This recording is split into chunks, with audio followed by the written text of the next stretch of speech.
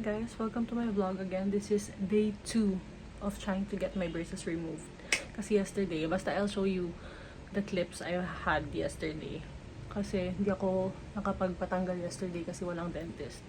So yeah, come with me guys. Today is September 10, 2025 and I've had these braces for, I wanna say 4 years since pandemic. So this is the last time you'll see me with braces. Bye! See you later! Sana payagan ako mag-film, guys. Okay, see you there.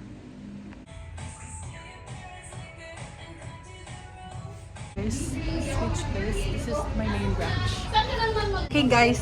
Thanks. Guys. Bye! So, hi guys. Your girl is brace free. And now, I'm just gonna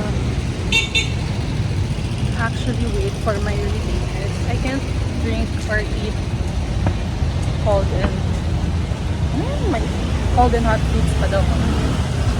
Guys, nakakapanibaga na. But yeah, so excited. Okay, I'll end the vlog up here. Thank you guys for watching. Bye! I'm gonna go home now.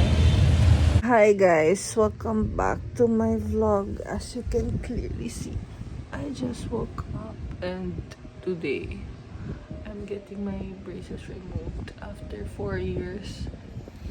Maingay yung radyo sa labas guys. Sana naririnig niyo ako. But yeah, I've had this since pandemic. And today, I'm finally getting it removed. So yeah, come with me. Guys, I'm going now. I'm walking. It's so hot. But malapit lang naman siya guys. Okay, bye! Hi! There's no dentist today, so I don't know if I'll include this sa vlog. But bukas pa daw guys. So bukas pa tayo magpapatanggal ng braces. I mean, I can go to KCC if di ako maabutan ng gabi din kila Sunshine. But we'll see. Almost forgot, like, comment, and subscribe.